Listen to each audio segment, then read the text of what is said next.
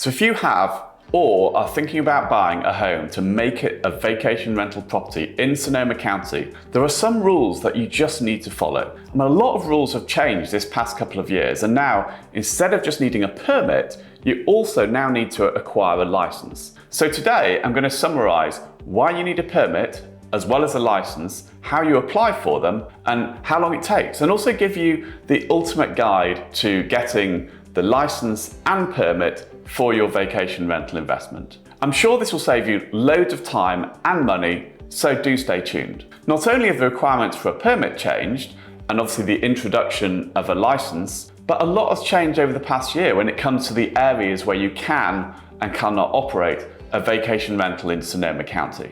But before we get deeper into this, let's first understand why this permit exists in the first place. So in any area, whether it's unincorporated Sonoma County or within city limits, a piece of property has a zoning which determines what you can use the property for and what you can't use it for. So in order to use a property for this purpose, you often need what's called a use permit. For example, a property in a commercial zone allows you to use the property for retail, but not for residential purposes. Any property in a residential area will have an underlying zoning that allows the property to be used for residential purposes. However, not all residential zonings are equal when it comes to vacation rentals. The underlying zoning for a residential property is what determines whether you can obtain a permit to use the property as a vacation rental. And one of the challenges for the county in just having a use permit is that it's very hard for them to remove a use permit for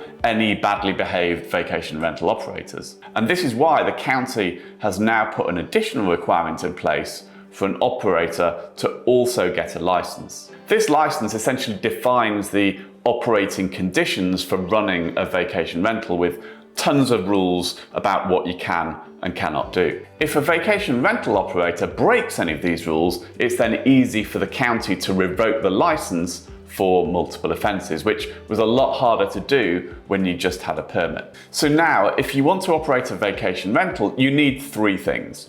You need the vacation rental permit, which is granted based on the zoning and certain other characteristics of a property.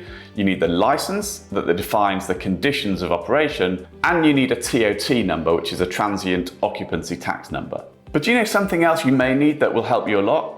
I promise you that if you subscribe to this channel, I'll continue to bring more and more videos on everything you need to know about this area, from lifestyle to the real estate market to things to do and much more. So don't forget to hit that like and subscribe button. So what do you need to do to get this permit? Well, if a property has an RR, RRD, LEA, DA or AR zoning, it can be operated as a vacation rental. But there are other conditions attached to getting a permit, which I'll explain in more detail in a minute. I mean, every day I get 3 or 4 people reaching out to ask if a particular property is eligible to be operated as a vacation rental, which is why I've now created a website where I only post properties that are eligible to be operated as a vacation rental. If you want to get access to this website, call me on 707-238-2112 or email me at david@brewingtonhargreaves.com and I'll give you access. I guarantee it will save you a ton of time.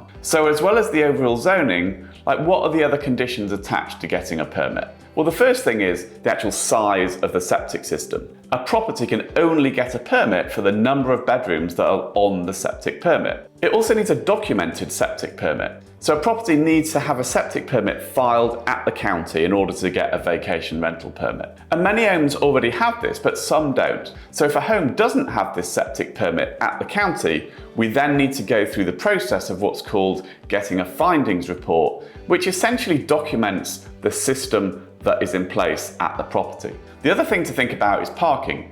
You have to have at least one off-street parking place in order to get a vacation rental permit. The other thing that often catches people out are guest house bedrooms. So if you have a 3-bed main house and a 1-bed guest house, and you have a 4-bed septic system, then you can only get a 4-bedroom vacation rental permit if the guest house is 640 square feet or less, has no kitchen, and doesn't have a fridge bigger than 5 cubic feet. I know it sounds totally crazy, but these are the rules which are designed to stop any secondary unit that could be a full-time rental unit being operated as a vacation rental. The next thing to think about is secondary structures. You can't get a permit for an ADU, but if you do have a secondary dwelling, you can get a permit for the secondary structure as long as you don't have a permit for the primary structure. And what about physical inspections? Well, the county no longer actually requires an applicant to do a physical inspection, so that definitely makes life easier. But they do have a requirement for a floor plan.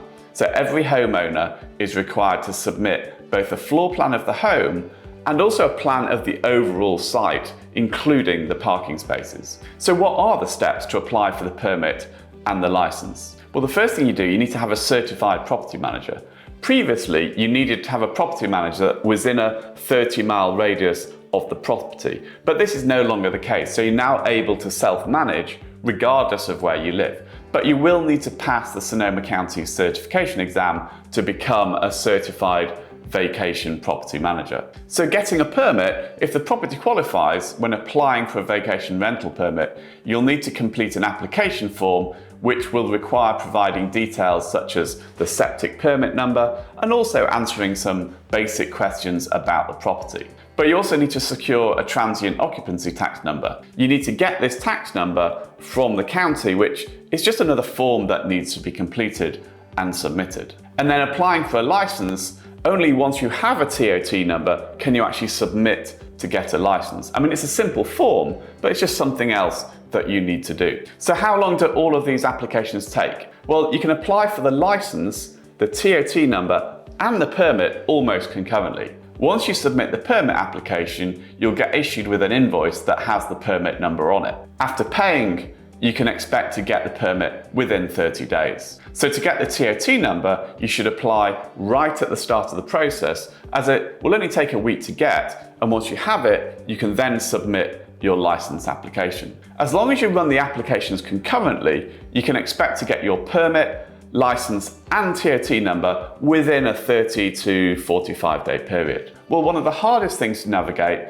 is the septic permit for sure. This is definitely something that you need to work on with your realtor during escrow. At the moment, I know of a couple of vacation rentals. They're actually on the market because a buyer and their realtor got tripped up by the septic requirements, and so it's not able to operate as they intended it to. When it comes to the application form, it's just easy to miss something off or miss off some key information or not draw the site plans to the detailed specifications required by the county. I mean, this is easy to correct, but you can easily waste a lot of time like redoing the forms and then going to the back of the permit line. If this happens, I mean, that's potentially a month's lost rent right there. So I'd strongly advise working with somebody who does this all day, every day. And if you want me to connect you with somebody who's an expert in getting these permits, then please do reach out to me at david@brewingtonhargreaves.com. There are a few other nuances that can trip people up, such as if the property's in a Williamson Act or if it's a JDU. This means that it can't be operated as a vacation rental, period. So if you are looking at properties in the Russian River, then it will be important to pay close attention to the parking requirements and exactly where lot lines are to make sure there is that on-site parking space that is a requirement. I mean, it all comes down to actually having someone by your side who understands some of these nuances, understands the process and understands how to acquire the license and permit without any fuss. And by the way, if you're moving to Sonoma County from out of the area, make sure you grab my Sonoma County relocation guide, which I'll put in the description below. I mean, there you'll find everything you need to know before moving here or before investing in a property here. A breakdown of the area, the things to do, the different neighborhoods, and way more. So make sure to check it out. So is it worth it to have a vacation rental home? Well, if you are looking to invest in real estate and are excited to be actively running a hospitality business, then the rewards are definitely there. I mean, a lot of people make the mistake of thinking a vacation rental is all about passive income. Well, it just isn't. The successful ones are run by people who really understand what people are looking for and who go the extra mile to create a great overall guest experience. So if you made it to this point in the video, there's a good chance that you're thinking about buying your next home, investing in this area, or buying a second home or selling your current one. I mean, we'd love to be your real estate resource of choice. Just email me at david@brewingtonhargreaves.com to get started. Our team's the actual #1 Sonoma County team with over 71 families helped in 2023 with, nearly $80 million worth of real estate bought and sold. So we're here to help you, whether you're looking to move here, buy a second home, invest in a vacation rental. And hey, before you go, if you like this video, you'll love my next video, which is all about the 8 prime places to buy a vacation rental in Sonoma County. There, I'll break down the different areas, the pros and cons of each area, and way more. So make sure to check it out. See you in the next one.